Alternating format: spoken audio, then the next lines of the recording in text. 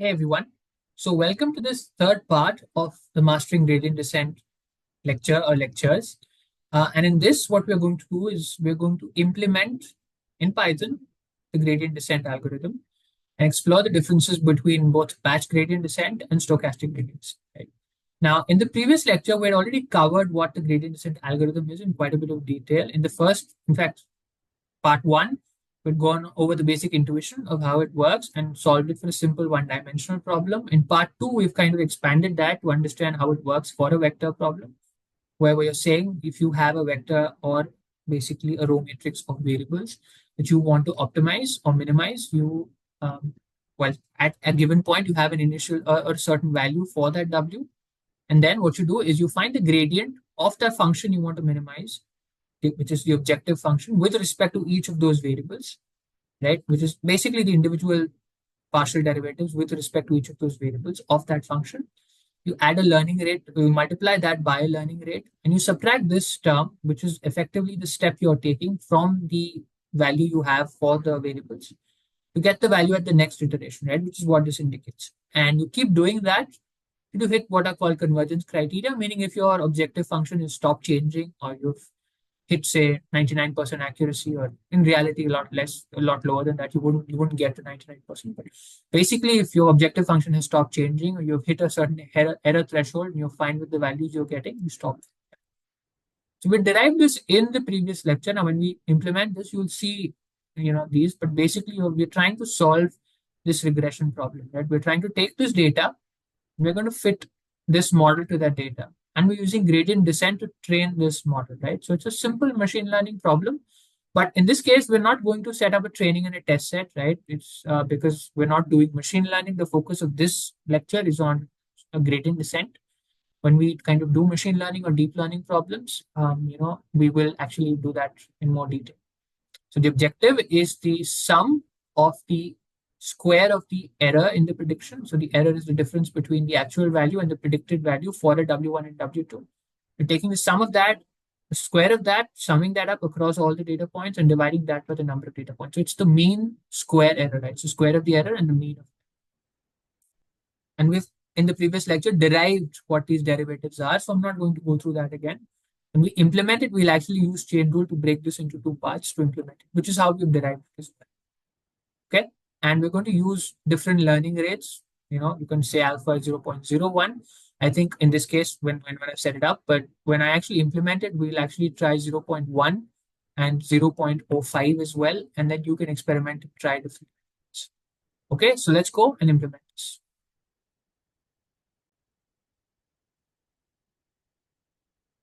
Okay, so hopefully you've got your Jupyter notebooks up and running, so you can code with me on this. And if not, then hopefully you can watch this lecture and then go and code it in your Jupyter notebooks. But I would recommend that you at least try coding it out if possible. And I'll upload this Jupyter notebook as well. So at least go and take this and run it so you understand things a little, right? So what we're doing here, like I mentioned, a couple of minutes ago. And as we've seen in a lot of detail in the previous lecture, we're going to implement gradient descent in Python with the idea of taking some data and trying to fit this function to the data, right? So it's a simple function. It's a nonlinear function. And so you can kind of classify it as nonlinear regression, but technically the regression is linear, right? Because the parameters you're trying to fit are W1 and W2, and those parameters are linear in the system, right? Nonlinearity is in the data, and we are modeling it as x1 square itself. We're not asking it to find the nonlinearity, right? We're just, so effectively, it's like a problem where x1 square and x2 square, effectively are nonlinear features, if you can think of it that, right? Okay. So first, let me just go and run. You're importing NumPy as NP. So when you say NP dot something, you're effectively calling NumPy. You also want to do some visualization. So you're importing matplotlib. You're importing pyplot from there as PLT. And you're importing mplot3D as Axis 3D to do 3D visualizations. Okay. So now data, what we're doing here is, what I'm doing is I'm not giving you the data directly in terms of a file. I'm actually generating it here, right? And the idea with this is you can then go and play around with this data and see how it works for slightly different functions. So we're saying, well, x1 is the x coordinate system, right? So it's x1 and x2, the two coordinates. So x1 and x1 and x2, effectively x and y, right? If you can think of it that. And so x1, you're creating 20 data points, right, between -1 and 1, right? And so I can just visualize that in a second. X2 is similarly 20 data points between -1 and 1. So you can think of it as a simple rectangular kind of grid, right? With x1 going from -1 to 1 and 20 points, including -1 and 1, and x2 the same way. What mesh grid does is basically create effectively a two-dimensional grid, right? And so what it does is it assumes that you are going to compute the function at values in between at each of these points. So it creates an x and a y coordinate effectively for each of those points, right? And so as you can see on the right here in the plot, in the diagram, it's basically creating that grid for you, and it's going to arrange it in rows. So when you get x1 and x2, which you see here, the x1 and x2 small that's gone in are the actual simple, values. Let's just run this for a second, and let me print this out. So you've run that. Let's just say print x1, right? And you can see it's -1, -0.89, and so on. So these are the coordinates on the x-axis. If you say print x2, they're the same, right? Similar. It's a uniform kind of simple grid. And then what x1 big capital and x2, if you look at what mesh grid does for us, is it actually breaks that down into typically a coordinate. So in this case, you can think of it as x2 I've printed is the y coordinate. And so on the first line, you're changing x1, and x2 is -1. Then you're changing x1 to something else, and x2 is -0.89, and so on, right? And so if you look at x1 similarly, will be -1, -0.894, -0.789, and so on till 1. And for each of this, if you remember what the x2 looked like, it was just one value, it was just -1. So for each x2 of -1, you'd have x1 changing like this. So if you're familiar with just a bar chart, a graph where you have just those coordinates and those points, as you can see on the right hand side of the screen, that's basically what we have done. And then what we're doing is we're stacking it up. So we want actually to generate the coordinates because x1 and x2 are our input data points. And then we have the function value at those data points, right? So what X array does, and I'm writing it as X underscore ARR, is it takes x1 and x2, but now x1 and x2 are in this format, right? They're effectively two-dimensional arrays. Effectively, you can also think of it as a matrix, right? Where each row is kind of one row in that axis, right? What Ravel does, so you can see x1.ravel here, what Ravel does is convert that into or flattens it out, right? So if I say x1.ravel and I print it out, right? See what happens. It just flattens the whole thing out. So it's just taken away that one dimension in that axis, converted into just one set of values, right? It's the exact same set of values, but now it's gone from being a two-dimensional array to a one-dimensional array. All the values are together. And so if you say x2.ravel, you get the same thing, right? It's just that it's now x2, right? But it's taken out, it's just made it one array. And then when you stack them vertically, what happens is it takes x1 and then x2, right? But what do we want? We don't want it that way. We want for each row, there should be an x1 and x2, right? So you transpose that. So it's a matrix, you transpose it. And what you end up with is X array, right? And you now get x1 and x2 effectively the way we want it, right? Like you would see in a table, you would have x1 is -1, -1, and you would have the value of the function. You have x1 is -1, -0.8, x2 is -0.1, you'd have the value of the function. So you've basically converted into a table. You can do it in you can also do it in a more simple, not as efficient way by just looping over x1 and x2 and creating these coordinates, but this is just cleaner.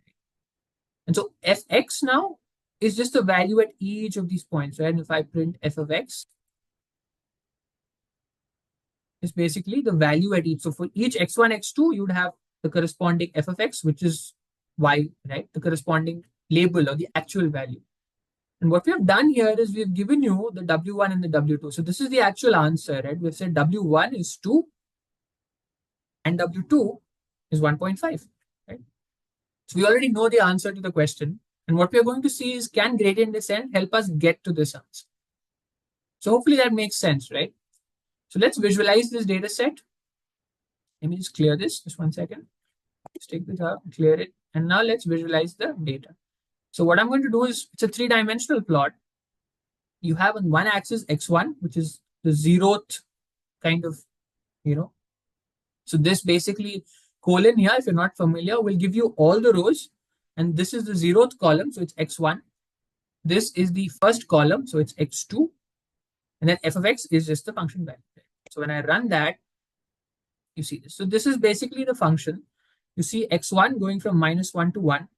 You have x2 going from -1 to 1. And what MeshGrid would have done is actually, effectively what it's done is given you the coordinates at each of these intermediate points, right? And this is the function value. So you see the function value and you see how it kind of goes this way, which is simple. It's a quadratic function. We already know the equation. It's 2x1 square plus 1.5 x2 square minus 1. So it's offset from the 0 by that 1 as well. So this is what the function looks like, right? So what we're now trying to do is see if gradient descent can help us actually get this function, right? If we assume we don't know what W1 and W2 are. So what's the first thing we need to do there? We need to go and set up the objective function that gradient descent is going to use, right? The objective function is going to evaluate, as we've seen in the previous lecture, it's going to evaluate the actual value of the function, assuming you pass in a W1 and a W2 and the data point. It's also going to give us the error. So let's start writing that. So let's say def vj, which is basically setting up the objective function. We're going to say, well, what does it take in? So it takes in W1, takes in W2, takes in x1 and x2, right? The two coordinates. It takes in the label or the actual value of the function, right? What does it do? Well, it needs to compute the function first for this W1 and W2, right? What we did above was actually create the data, right? So that actually, in a real scenario, you don't have that. You just have a file, say a CSV file, an Excel file that just has all the data for you, right? You don't know what the actual function is. You're trying to predict. So what you're doing is saying, well, assume I can guess a W1 and a W2. For example, here I'm saying it's 0.7, 1.1. I pass it to this function. And what does it do? It first computes the value of that function. So it says, well, W1, because I know the format of it, right? I know it's W1, X1 square. So this is how you write a square in Python. You use the multiplication sign twice. As W2 into X2 square minus 1, right? So that's my function. What else do I want? I want the loss, right? But what we're going to do is we've just passed in a W1 and a W2 and an X1 and an X2. So we have one data point. So technically what this function can do is compute the error for you. It can't compute the loss, which was the mean square error, if you remember what we did in the previous lecture, right? So it can't compute the mean square error, right? As you can see on the right as well, it's going to compute the loss. It's going to compute the error at that point. So I'm going to write L, just to stay consistent with, for the terminology, but it's basically the loss. And what that is, it's basically the error at that data point. It's basically the difference between the actual value minus the value predicted by the function. And we know we're going to square it. So that tells you how good or bad your prediction is.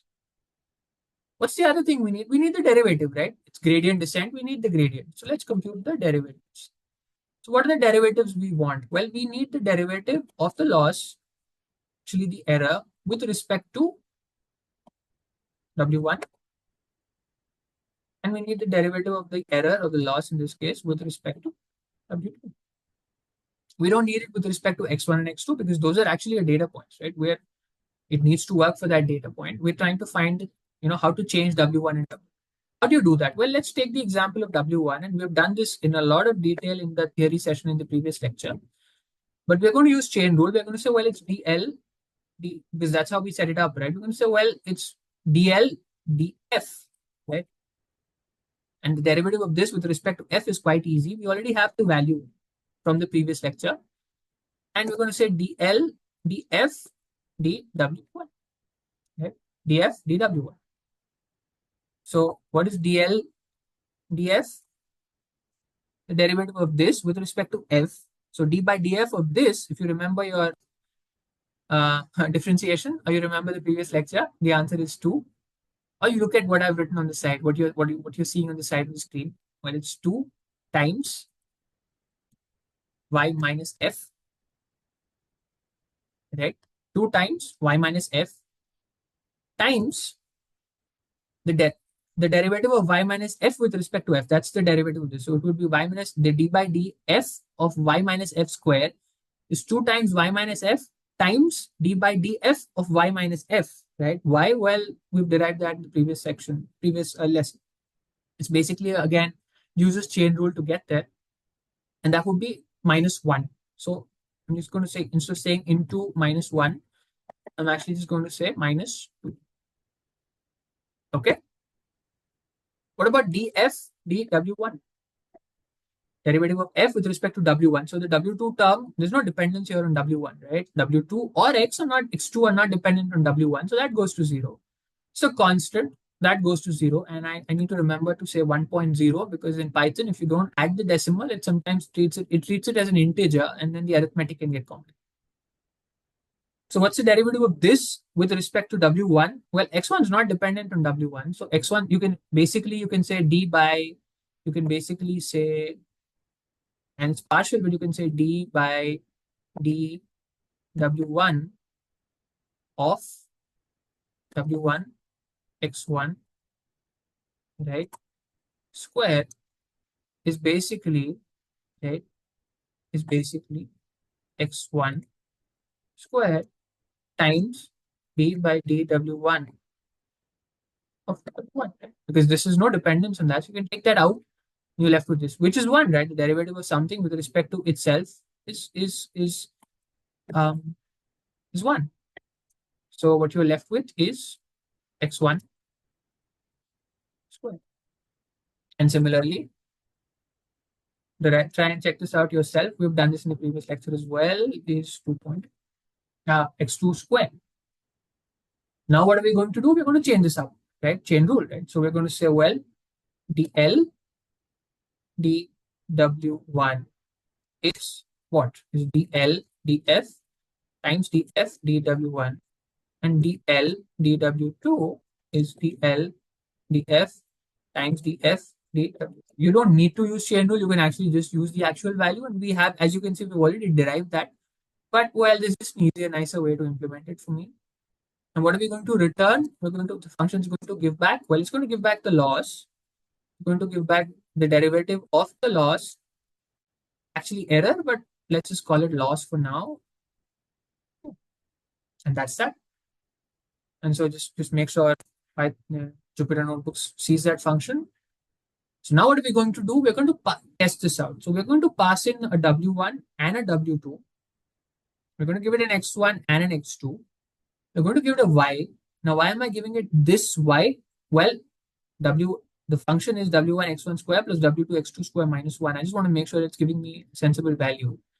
So if W1 is 0.7 and W2 is 1.1, and X1 and X2 are 1, you get 0.7 plus 1.1 minus 1, which is this, plus 2. So the error, right, or the loss is basically 2 square, right? Y minus f. Well, I've actually given in f plus 2. So y minus f is 2, right? Which means we can check the other calculation. So let's call the objective function now. Let's say L, dl dw1, dl dw2 is equal to objective function. And then I'm passing in w1, w2, x1. And what am I going to do? I'm going to print L, dl dw1, dl dw2. And I've added, for some reason, I've added a. Okay. So got another error here. It needs y, right? Sorry, my bad. So you need to pass in y as well. And you've got your answer, right? Now, obviously, there's a small kind of floating point difference coming in here. Effectively 4 minus 4 minus 4. Is it correct? Well, we've already seen that y minus f. Well, here, this is y, right? This thing we've passed in y is actually f plus 2. So y minus f is 2. So L is y minus f square is 4, which is 3.99999. It's 4. What about the derivative here? Well, x1 is 1. So these two terms go to 0. df dw1, df dw2 are 1, not 0. They're 1. Minus 2 times y minus f. Y minus f we've just seen again is 2. So this is minus 4 times 1 is minus 4. Minus 3.99999. And minus 4 times 1 again is minus 3. So basically, we've seen that our objective function works. Now we're going to make a small change to this, right? You could just keep passing x1, x2, w1, w2, but if you remember how we've just looked at the data is like x1, x2 in a row, right? So we want to just pass that in straight. And similarly, we're going to use w1, w2 and pass it in straight. Even though we're not using vectorization internally, it's just easier to pass in those values straight away. So what I'm going to do is I'm going to change this a bit. I'm going to say, actually, we're going to pass in w, x, but I'm not changing the operation. It's just for simplicity. We're going to say w1, which is what is used here, is w0. So the zeroth element of w, and w2 is w1. Similarly, x1 is x and it's the zeroth element. X2 is x1. And if you remember Python, well, it starts from index 0. So w1 is actually index 0, w2 is index 1. So now what we're going to do is when we pass in this, we're going to actually say, well, actually w is w1, w2. And let's just say it's a numpy array. Just so that again, keeping this clean. And let's say x is equal to numpy array of x1. So when you say np.array, and then you've made a list, square brackets indicates a list of w1, w2, it converts it into a numpy array, which is nice because it will help us with the computation. What are we going to do with the return value? Well, let's leave L as it is. What we're going to do is we're going to say DL is np.array, right? And you'll see why I'm doing this. It just makes things easier for us when we implement gradient descent. And it will make it easier for you to extend this to problems with more dimensions. So DL is an array of DL DW1 and DL DW2. And so instead of returning it like this, now I just return DL. And so this becomes L, sorry, and DL. So I've just basically, it's the same function. But now what I've done is I have simplified this a bit, taking in just W, X, and Y, and I have to just make sure the notebook registers that. But now it's taking in W and X, which are both arrays, and it's returning L, which is just the loss, right? So it's a scalar value, but it's returning the derivative dl dw1 and dl dw2 as an array, where the first index is the derivative with respect to w1, because w1 is what's passed in first, and then w2, the derivative with respect to, right?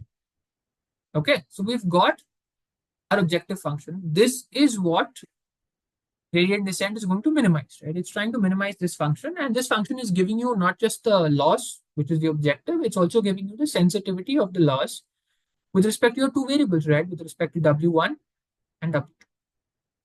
Great. So what's next? Well, let's go implement a gradient descent. Okay. So to implement gradient descent, now we're going to implement the two ways to set up gradient descent, or two variants to it mainly. There's how we defined it in the previous lecture, and that's what we're going to start with. What we're going to do is we're going to take the entire data set, which is a very small data set in our case. We're going to run the gradient descent algorithm, right? We're going to update the step after getting or summing or getting the mean across all the data points, right? That's what we saw, right? The loss is defined as the sum of the error, rather the mean, but basically by summing up the error across all the data points, right? As you see on the right hand side, right? And so the sensitivity also is the sum of those derivatives. So let's go implement that version first. And because we are basically getting the gradient with respect to all the data points, it's basically on that batch. So it's batch gradient. Okay. So first thing we're going to say is we're going to say, well, how many data points do we have? So let's say n, right? N data. Now we've defined the data up here, right? If you remember. And so x, a, r, r, x, r, and fx, right? This is the x and x1 and x2 coordinates, and fx is the value. So how many data points do you have? Well, you can just say n data is len, right? X Let me just print this out. Let's just see how many data points we have. We already know the answer because we set this up. We should do 20 to 20 is 400. That's what we have. Fine, good. Okay. We're going to transition 400 data points. Now, what's the next thing we're going to do? We're going to say an epoch. What's an epoch? So an epoch is how many times you train on the entire data set. So if you kind of train on the data set once, it'll be one epoch, right? So how many times are we going to run on the entire data set? Now, in this case, to do one step, you have to run on the entire data set, right? Once. And so we're going to have to do more than one epoch, but let's just say it's one epoch. Okay, very good. What's next? The next thing we have to do is set up the initial guess for the weights. Now we're just going to keep it simple. We are going to say np.array. And as you see, we've set up the objective function to take in this array. So we're just going to say array, and we're going to keep it as what we tried above. We're going to keep it as 0.7 and 1.1, which we know is quite different from the actual answer. Right? Okay, very good. What else do we need? Well, as of now, we basically set there's one more parameter we need, which is the learning rate, right? Which you can also call the step size. So I'm going to set that up as alpha because I think that's the notation we've used. So I'm going to say alpha 0.1, which is quite aggressive, but it's a very simple function. So I think it should suffice. So let's just I've written stochastic here, but actually, so I've flipped the text I've written here. That's okay. So let's now go. Let's just make sure Jupyter Notebook Python is registered. Great. So what do we need to do? Well, first, let's add a loop on the epochs. So for I in range, right, 0 to n. So this loops over the number of epochs.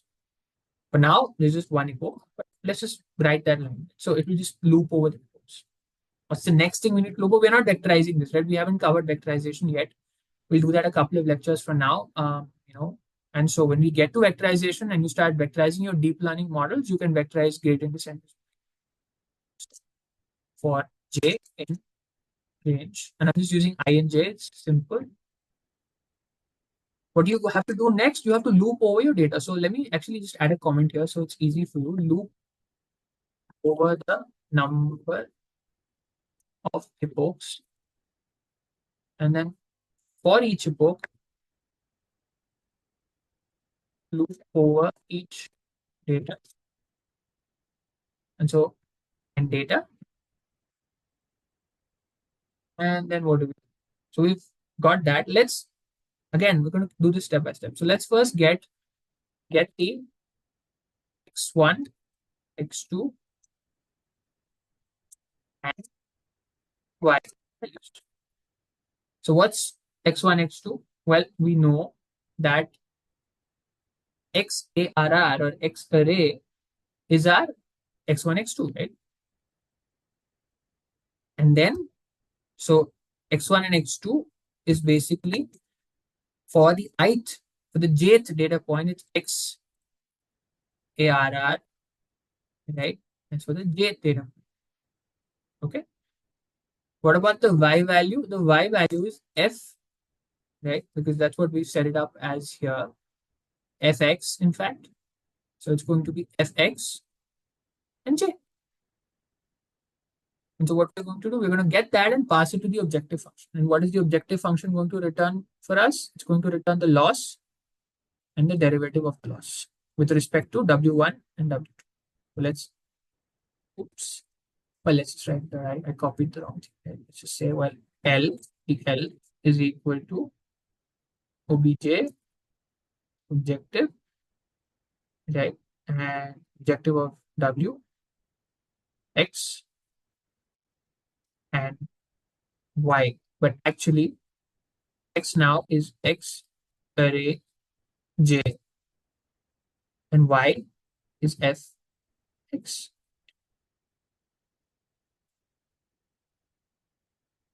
Good.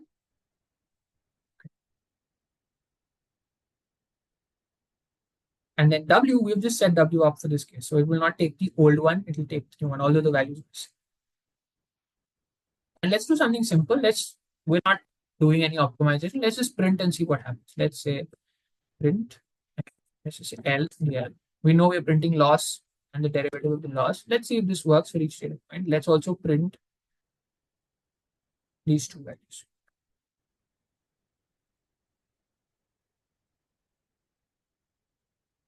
So you can see minus 1, 1, right? The value is 2.5. The actual prediction of the loss is 2.899, and your gradient is minus 3.4 minus. For minus 0.89 and so on, you get the same. So you get that for each and every data. Good. So this works, right? So this is already, it's giving you the loss and the derivative. So let's take that away. Now, what do we need to do with the loss and the derivative? Well, we know it's mean square, right? So what do we do? Well, let's add a couple of variables. Let's say loss is equal to 0.0. And let's say d loss, right? Derivative of loss is equal to, and it's a np dot array. I like doing np dot arrays so that it works. And I'm saying it's 0.0. And so initially it hasn't started optimizing or learning with gradient descent or stepping. And so the loss is zero, the derivative of the loss is zero, right? Okay. When you get this, what do you do? So actually let's just initialize it there, but right? Now what we need to do is make sure that for each epoch, this actually is a reset. Right? Why do we make sure it's reset every epoch? Because you're training on this, you want to get the loss and the d loss. You want to sum, right? And then you want to then clear it, right? So that the next epoch you get a fresh loss value. What we're going to do here is we're going to say loss is equal to loss plus L. So loss is zero. Say the zero. We're only running it for one epoch, right? For now. So for the first epoch, the loss is zero. You take the first data point, you get the loss, you add that to this loss value. You run it again, you get the loss, you add it to the loss. So each time you're summing up the loss, right? And an easier way to write this is to say loss plus is equal to L. Okay. Or we can do. Let me just keep it simple. So in the event that you're getting confused with the code, let's keep the code simple. It's not necessarily a way to learn advanced coding. And same thing with DL. A DL is, as we've seen, it's a vector that's coming out. We're going to say DL. We're going to say D loss is equal to D loss plus DL. So we're summing up the loss and the derivative of the loss with each data point. What happens at the end of the iteration? So we've got these values. Let's now average it, right? So loss is loss by the number of data points, right? So now we've each, if you remember the objective function, each data point, it's computing the square error and the derivative of the square error with respect to W1 and W2. You're now adding up the square error and the derivative. So it's become the sum of the square error. You divide that by the number of data points, you've got the mean square error, which is what we said is our definition of the loss function. So you've got d loss by n. Okay, so what do we do? Let's just print this, right? Okay, so let's say print. And what I'm going to do is I'm going to use S strings. So that will make make it look a little easier. So you can say F, right? And that then will help me format it. So the first thing I want to print is the epoch, like this one, right? And I want to say it's got a, just setting up the number of spaces it consumes. I want to print out the loss, okay? So the loss is what? Is the loss value, right? And then I'm going to give it a certain number of spaces. And then I'm going to say DL. We want to visualize the loss, right? DL, DW1, okay? And DL, DW1, and I one. well, actually, I'm exporting DL, right? So, well, actually, we can write it this way. We can say DL DW1 is equal to, right? And it's equal to, well, it's the first index of D loss, right? So it's D loss 0. And again, I'm giving it the same level of F, right? And then the same for DLDW2, right? So one more term here, DLDW2 is equal to, so what it will print, you'll see what it will print. Let's just write this out, right? I'm saying 0 and it's a dot 7. And I think we should be set. So let me run this. And what have I put up here? I've missed the colon, haven't I? I didn't close it. Okay, perfect. So we've got this in a nice clean way. We've got for the first epoch, loss is 0.591647. DLDW1 is this, DLDW2 is. What if I say the number of epochs is 2? What happens? Let's rerun this and let's rerun this. Well, good. It runs again, but the loss hasn't changed, right? Why has the loss not changed? Well, we haven't updated the W, right? The whole idea of all of this was to change W. We haven't changed W. So how do we change W? Interesting. Let's say, okay, W is equal to gradient descent, W minus, and now W, because we have written this as an array, right? So when you say W, it means W1 and W2, it will run this operation first. So this is the one line that's actually vectorized, kind of, and you say alpha, right, times T. So what this is effectively doing is it's saying W1 is W1 minus alpha times DL dW1, but it's also doing W2 is W2 minus alpha times DL dW2. And so now if I rerun this, let's just clear that so that you just reset it. Well, it does take a step, right? So L now has gone down, DLW1 has gone down, DLDW2 has gone down. Not bad. So what if we take a few more epochs, right? Now here, as you can see, for each epoch, it's taking the entire data set, right? It's looping over the entire data set. Now, technically, I don't need to set this up here. You don't need it to be global, but let's just leave it. But it's looping over the entire data set, computing the error, which L indicates at each data point, then summing that up, and the error is basically the square of the difference between the label and the predicted function value. And then it's dividing that by the number of data points. You've averaged it, and then you have executed the gradient descent. So what if I run this for 100? What happens? So our loss really starts going down. And so are we converged? Well, kind of. We're seeing some very interesting set of values. Okay. So let's do something. Let's make one small adjustment to this. Let's print a couple more values. We've not printed the W's, right? So let's print W1 is equal to, and we know W1 is W, right? 0. And let's give it the same dot 7f. And if you're not familiar with this in the Python short course, in the Python course that we're doing, Intro to Python or Python for Beginners, we are covering this. So I'll add the link to that lecture. So if you're confused with F strings, that'll help you out with it, right? I'll just add that lecture. Let's not go into too much detail. You can just follow what I've done here. It's a very simple way of formatting strings, right? You can just use a typical print statement as well, but this is cleaner. It kind of leaves the space correctly and allows you to align things very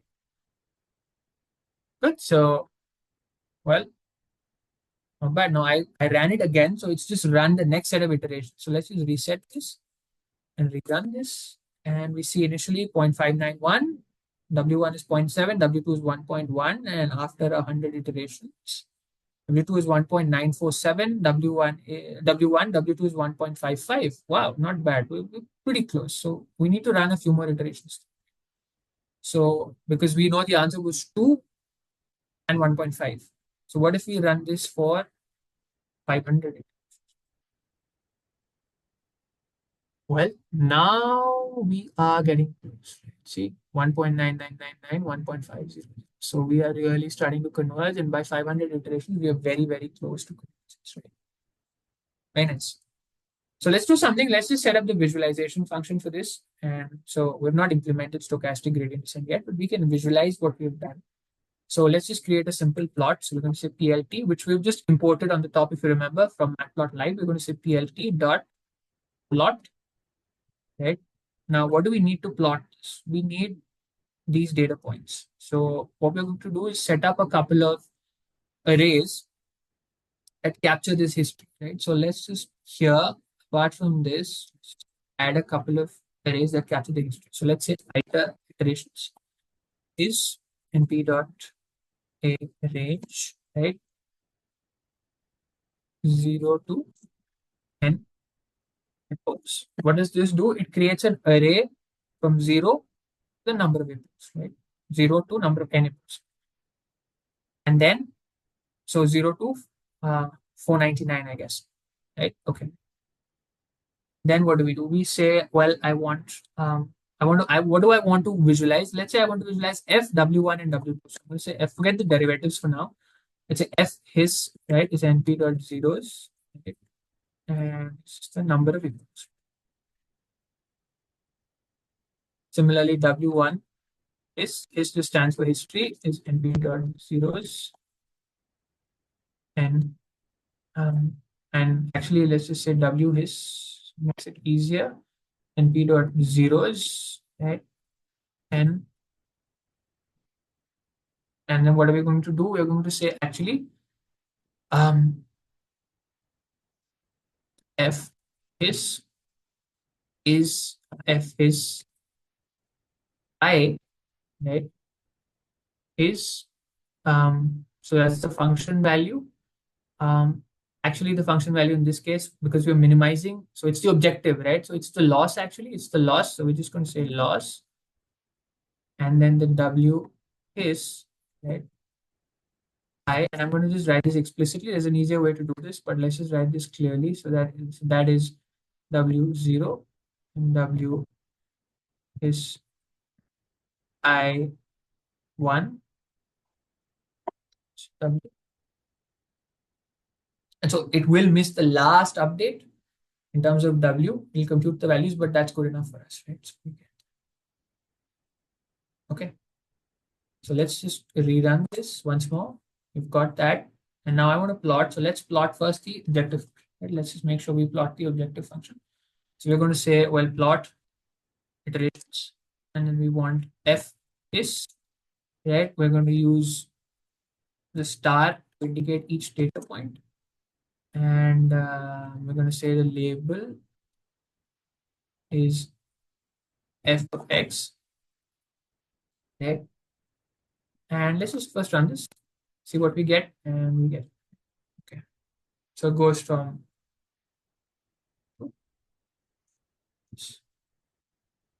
right? Well, actually, in this case, the loss is showing 0. So if I've goofed something up, let me just rerun this. Rerun this. Let's just rerun this.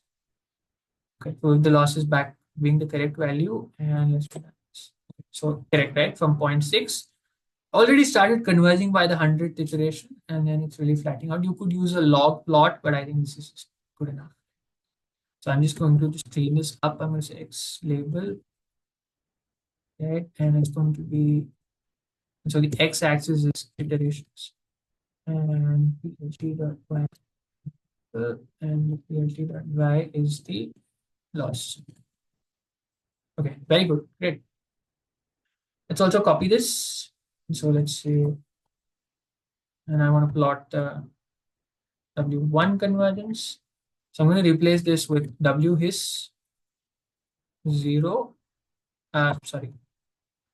So all the rows, 0th column, right? Which is basically your W1, right? And so you see W1 actually started at 0.7, ended up at 2, and W2 started at, yeah, started 1.1, went up, overshot the actual value, and then came back. Right? Good. So gradient descent in batch mode, converging quite well. Excellent, right? So we've implemented gradient descent quite simply, and we've seen that works quite well. What if I reduce the learning rate? Let's reduce the step size to 0.05, and let's rerun this. What happens? Let's just visualize this, right? So we've rerun this. Well, it takes slightly longer, but not by much. Yeah, nothing much has changed. Yeah, because it's only slightly longer.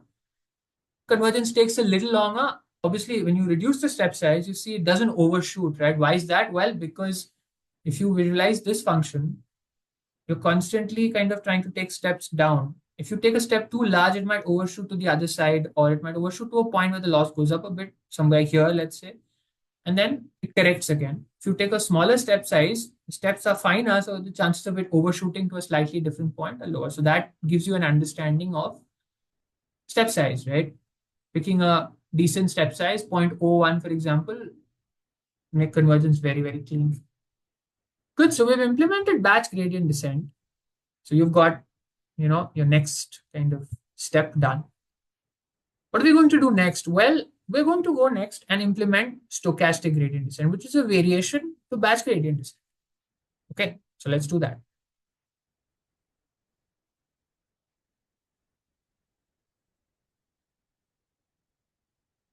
So for stochastic gradient descent, what's the difference? Well, the answer is, in this case, as we have seen with batch gradient descent, um, when we have run this, we have run it on the entire data set, right? Problem is, if you're training a neural network, let's say, um, and a neural network, let's say it's got, you know, a billion, neuron parameters, which is quite common. In fact, if you're trying to run something like Chat GPT, you're in the trillion range, right? And so you have much more data than that. You have trillions of data points. You can't run one step of gradient descent. Because what we have done here is we've taken one step after going over the entire data, right? If you have to do that after running, take one step of training after running through the entire trillion plus data points for something like a Chat GPT, you're never going to get the model.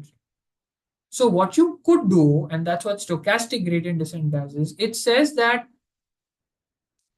instead of waiting for the entire epoch to complete, get the average loss, and then take a step, what if I don't do that? I just say, well, at each point, right, the function is a good enough, the function evaluation I have, I just do it at one point.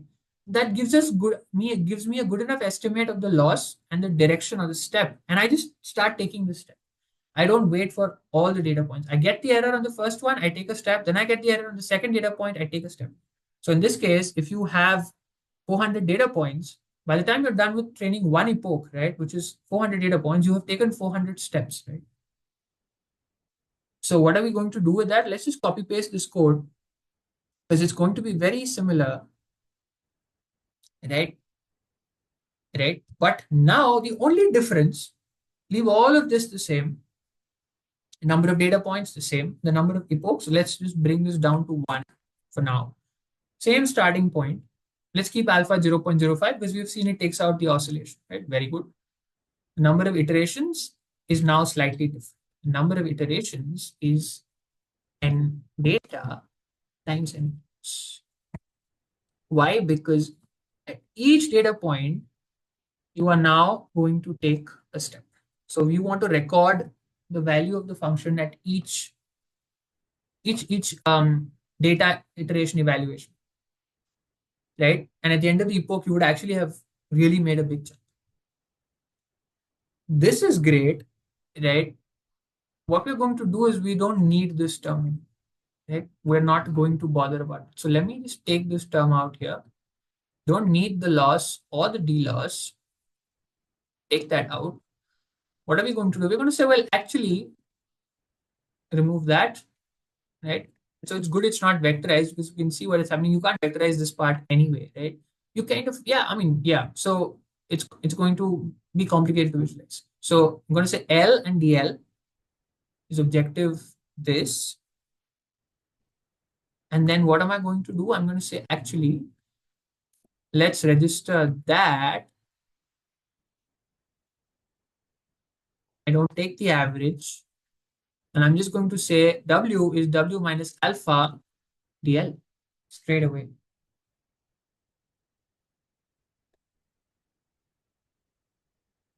And so we're saying, actually, we don't need to compute the average, right? We're just going to take that data point, get the L and the DL, and take a step, right? Simple.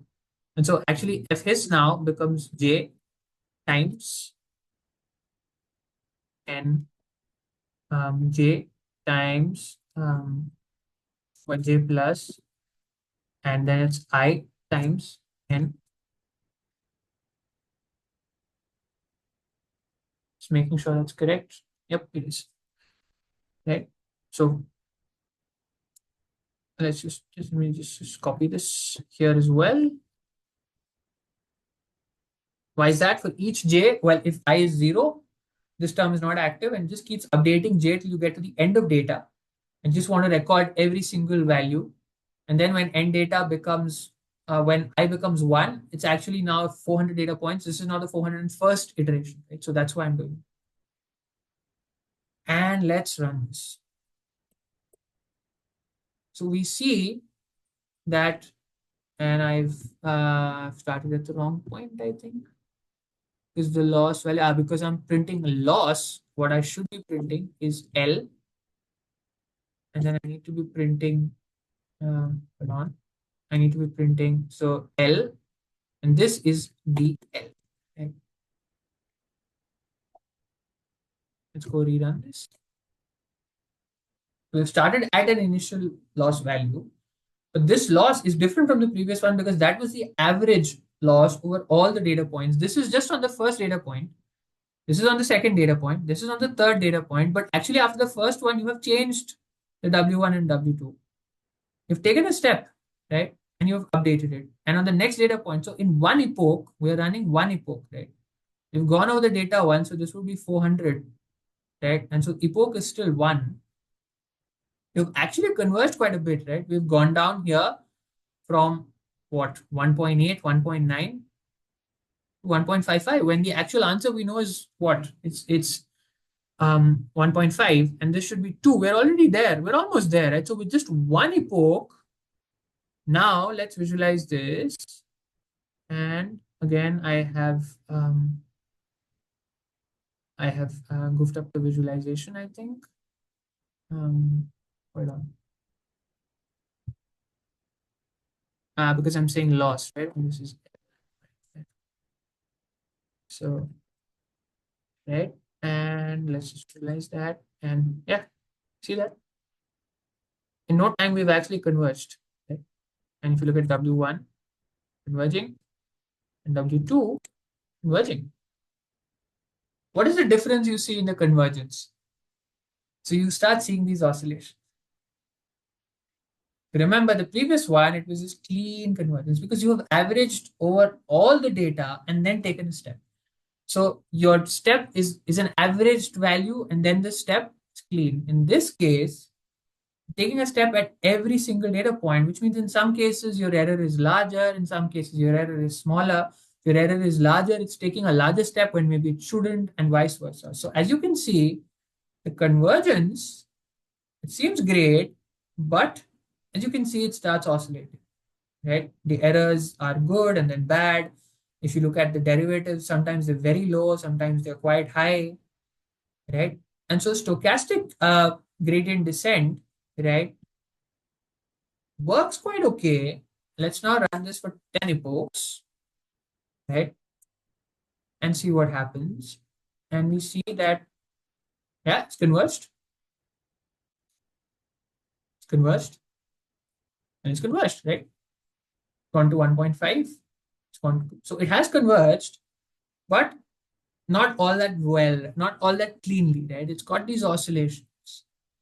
And as a result of that, the problem that you could have if you use stochastic gradient descent and your function is not very clean, it's a bit messy, then what will happen is it could complicate your convergence, right? But the advantage you have is you're stepping very quickly. So we ran 500 epochs. Each epoch is 400 data points, right? So it's 500 times 400 iterations. In this case, you've actually just run what? 400 times. How many epochs have we run? We've run 10 epochs. So in 4,000 iterations, you have converged, right? Versus many, many, many. Right? So that's the difference you see. And another, right, now to kind of highlight a bit of a challenge that you see with stochastic, because it sounds really, really good. Right? You're like, well, it's just converged. What's the problem? Let me just try something. Let's just try something interesting. Let's just add a little noise.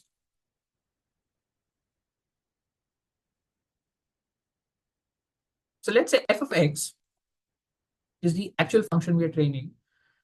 This is a clean function, right? So you're actually predicting the value exactly. You should, right? It's a clean quadratic function. Gradient descent is designed for these kind of functions. They are convex functions. Gradient descent is designed for them. So you should get the answer. But what if, right, I add a little noise and I say random dot normal, right?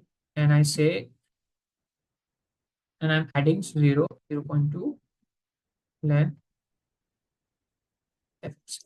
What is this doing? Well, we'll visualize fx in a second, but what I've done is added a little noise to the data. So to each data point in fx, it's adding a small amount of noise, 0.2 value, but it's randomly. So it's going to take a value between 0 and 0.2 randomly. Think of it that way. And add that to every data point. So at each data point, the noise would be slightly different, not be the same. So now you have a function that is not that clean, right? As you can see, it's effectively kind of that same function, but it's not as clean. And in real life, when you see data, it's going to be like this, right? If we go back, and now we're trying to fit the same function, so we don't have to change that. Now let's run batch gradient descent.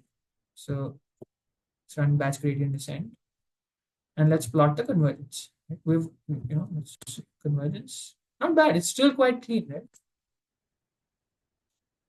So for the noisy data, now even with 0.5, you're seeing that overshoot, but it's getting there, right?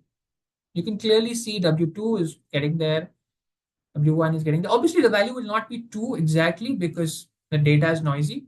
So there would be a slight difference, but your function is converged. What if we run stochastic gradient descent? We run stochastic gradient descent, right? And now I've got the objective.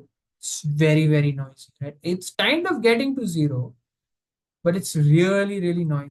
Let's look at that. See that? So it gets there and then just oscillates and oscillates and oscillates because at some point it's showing a high error, some point showing a low error. It's doing another epoch. It's still not getting the answer. So it's starting to oscillate. So you know your answer is somewhere here. It's a small enough interval that you can say it's between 1.85 and say 2.12. But convergence is really messy. And this is, in fact, even worse. It's 1.4 and 1.6, and you're in between. So you say it's 1.5, but it isn't great. So you're seeing how in real life, when you use stochastic gradient descent, the risk you run, the advantage you have, or the benefit you have is you're going to converge in much, much less time, right? Instead of running 2 lakh iterations, you're done in 4,000, right? But what you could end up doing is having these issues with convergence. Good. But what we have done is kind of demonstrated how this works. Now, is there a solution to tackle stochastic gradient descent convergence issue? The answer is, well, what if we do something in between these two? What if we say, instead of taking a batch, that is the entire data set, what if I take 20 data points as a batch? So I take the first 20, I average, I get the loss or the error for each of those 20, I average across that, take the step. Then I take the next 20, I take the average across that, take a step. So now you're not taking a step at the end of the epoch.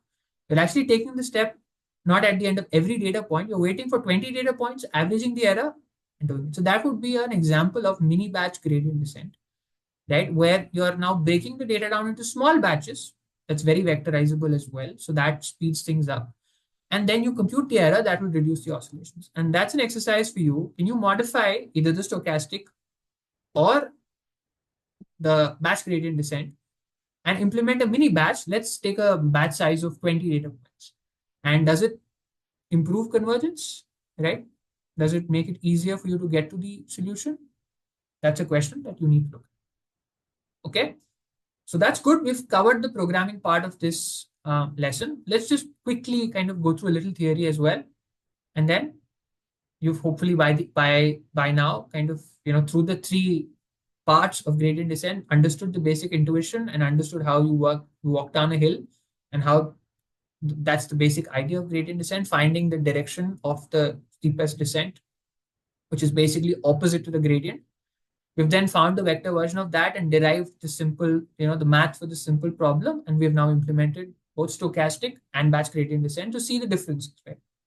So you understand how it works practically, even for something as simple as a quadratic function, which is a convex function, so it's perfect for gradient descent. You see how how the variations come in depending on the step size, depending on whether it's stochastic or batch. Okay, good. So let's just quickly review a little theory, get back to the slides, and then we will be done with this gradient descent. So you'll be ready to then start, given this kind of lecture is on machine learning and deep learning, you can start training your models.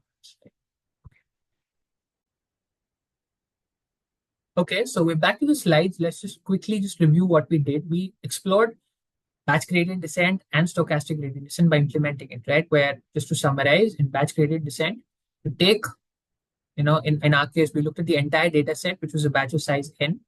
We evaluated the objective and the gradient at each point, but then we summed them or took the average of that over the batch. And then we used that along with the learning rate to take a step. Whereas in stochastic, we just took each data point, we computed the function and the gradient, and we set the function and the gradient at a good enough estimate of the direction they need to travel in. For each data point, we took the gradient, we took a step, and we took the gradient and we took a step. Right.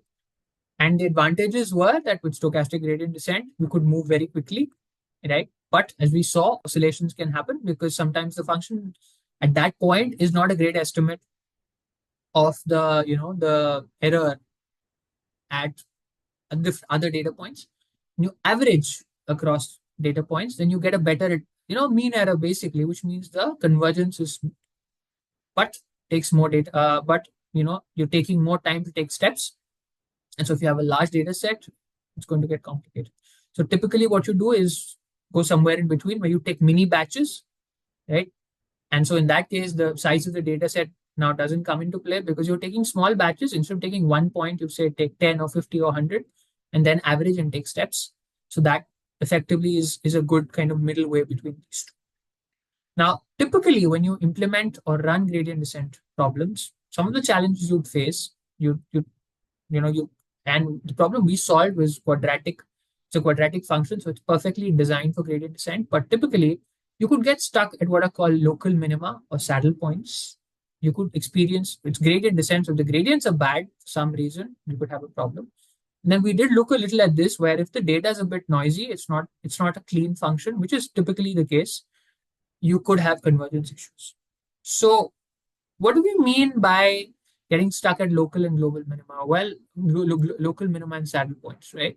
Well, typically optimization problems are designed for functions like this, which was what we experimented with in our gradient descent Python code, right? It's called a convex function. Basically, as you can see, it's a clean function like this with a clear, well-defined minimum, right? And so how you define a convex function is if you draw a line between any 2 points, it actually only intersects that function at 2 points. Right? It doesn't intersect the function anywhere else, right? And this is how it's mathematically defined, right? Where this is an indicator of a value here on this function, and this indicates this line, right? Let's not go into more detail. I've just written this for description. Um, but that's basically what it indicates. And so you draw a line between any 2 points, and it only intersects the function at those 2 points, right? Versus a non-convex function, whereas you can see you draw a line, you have to keep drawing the line, right? You can't say I've stopped here and it's not intersecting. In this case, you keep drawing, it intersects the function in multiple points.